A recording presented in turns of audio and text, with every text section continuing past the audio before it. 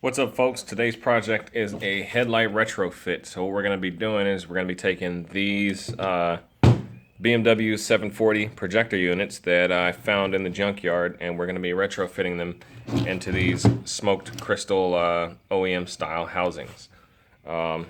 If you look at this one here, you see I've already started to modify it. I actually took it all the way apart. I painted this little lens holder thingy, and that's what I'm going to end up doing to this one. I'm going to break this down. I'm going to paint this housing, and while the paint is drying on this one, I'm going to go ahead and clean up these jagged edges on here, so that way when you see it inside the housing over here, it's not going to look like I just threw them in there. So once that's all cleaned up, we'll break that thing open and figure out how we can fit these things inside of there.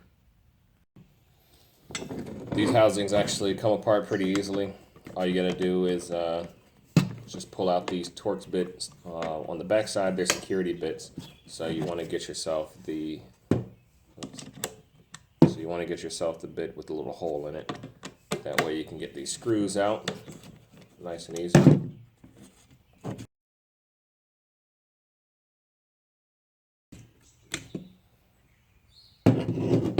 And now we have the actual projector unit separated from its housing. So this is your projector. Up here, this is your projector lens, and that's where the bulb goes in. And now what we're going to do is we're going to separate the lens housing, this unit here, from the projector.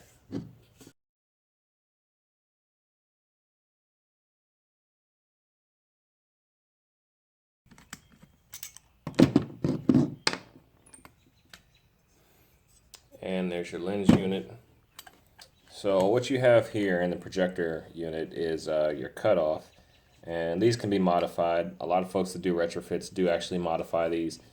This is what makes that weird kind of jagged line across the road when you have projectors. This is actually what causes that. Now, different projectors have different setups. For this one, there's like a little snap ring on the inside, and we're going to have to try and pry that ring out, and that way the lens will actually drop out. And to do that, I'm just going to work it with a flathead screwdriver and a pair of needle nose pliers.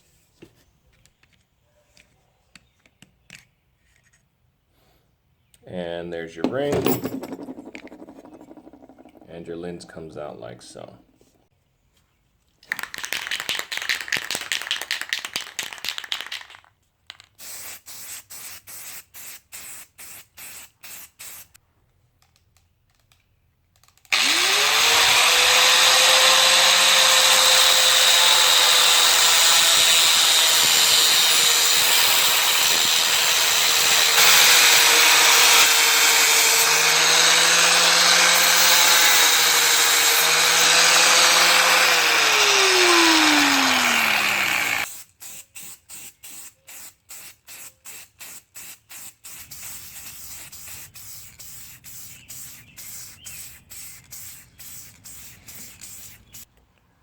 Alright, we're back, and the outer shrouds are all painted. So now the shroud bezels, or whatever you want to call these, are all done. These things are all done, so now I can handle everything and continue on with this build. So here's what the finished headlight bowls look like. Projector bowls, whatever you want to call them. The next thing we're going to do is go ahead and bake this thing and pop it open, and then things are going to get interesting. Alright, we're going to set our oven to 270, and we're going to go ahead and pop those headlights in there for 7 minutes and see if we can get them open.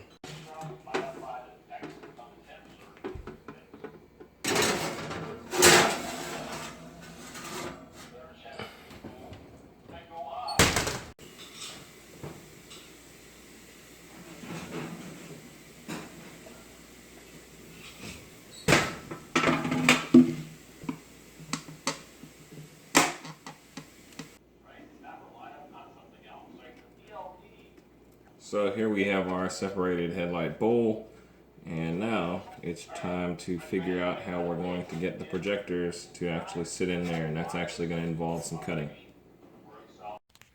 Alright, so now that we've got the headlight bowl all uncovered, we can go ahead and start trying to test fit the projector housing into here. So basically this is how it's going to sit.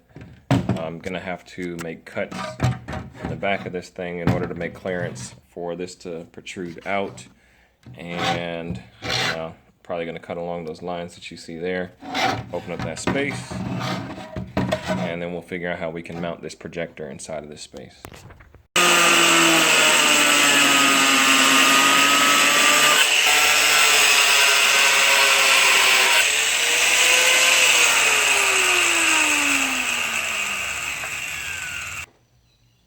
Alright, so now we've got both projector units mounted inside the headlight bowls. Didn't really show how I mounted these on camera because depending on what type of projectors you get, it's always going to be different how you decide to mount them. Basically what I did is I took the flat edge on here and I mated it to the flat edge on here, and that way I know that my headlights are going to always be aligned because it lines up perfectly, and that way I can adjust them the way that they're meant to be adjusted from the factory. And then I actually ended up using this little piece of tubing down at the bottom just to hold it in place. It's not the best looking thing in the world, but if I didn't mention it, nobody would ever know that it was tubing down there. And that's also super glued in place.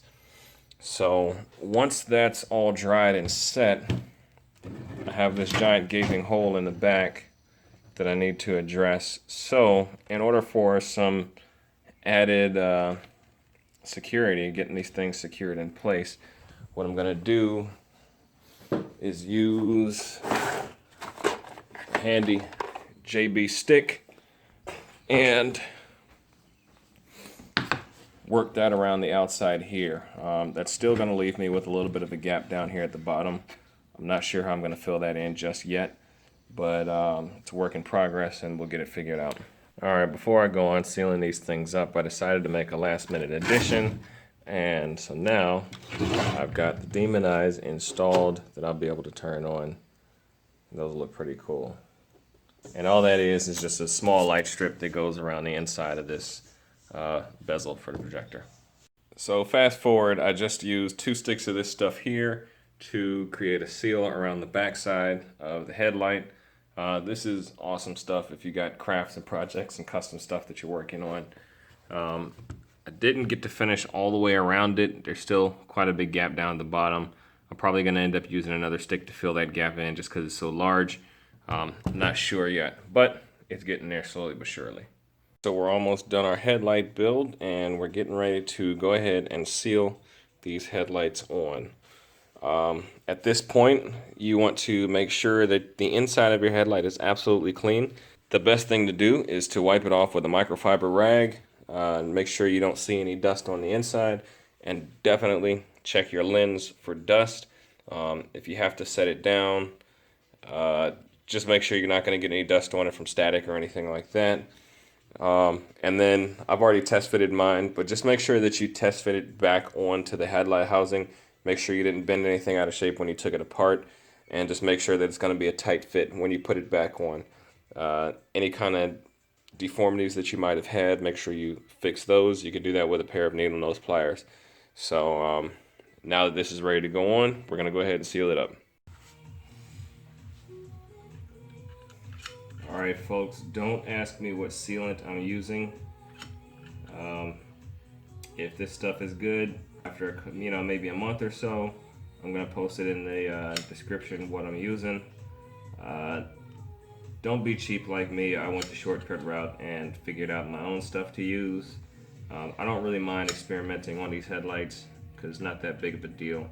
These materials weren't super expensive, and if it's a failure, I could always, produce this again.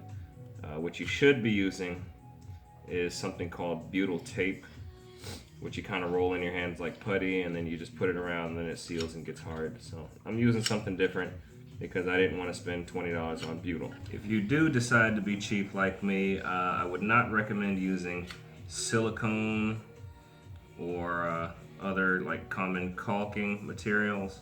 because they just don't hold up well in weather, even though they say they do.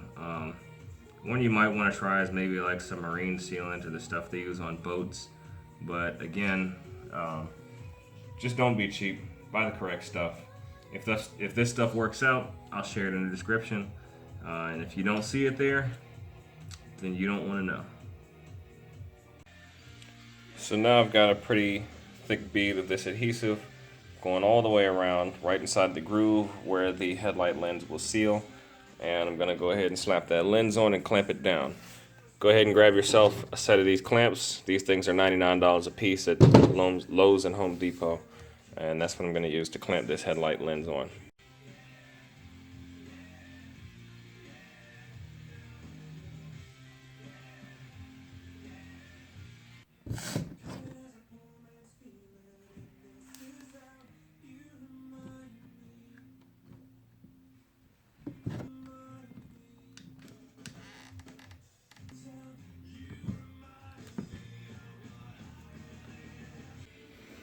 And now we've got our headlight clamped down, and we're gonna leave it like this for 24 hours.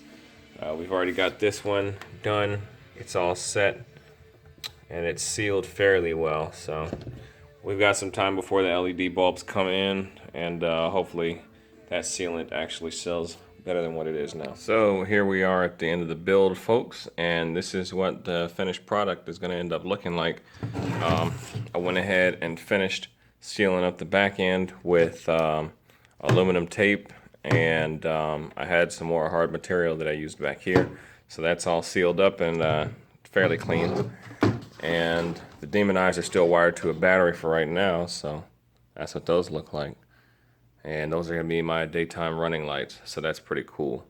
As far as the sealant, it's been a few days, almost a week now, and the sealant is definitely working out really well. I have a lot of faith in it.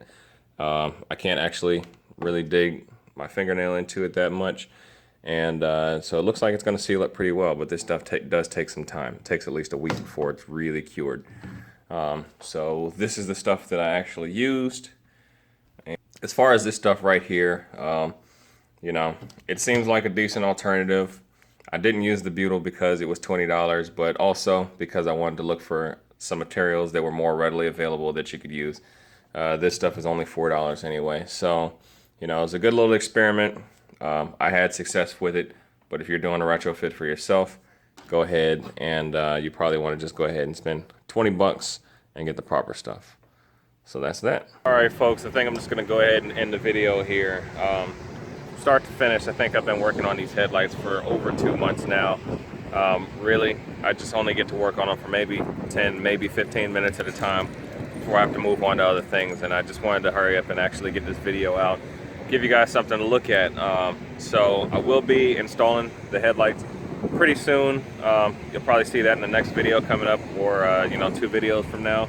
The project that I'm working on right now is the angle kit, and that's taking up all my spare time. In the next video you see with these headlights, you'll see me installing them, and maybe a few other things. So thanks a lot for watching, folks, and see you on the next one.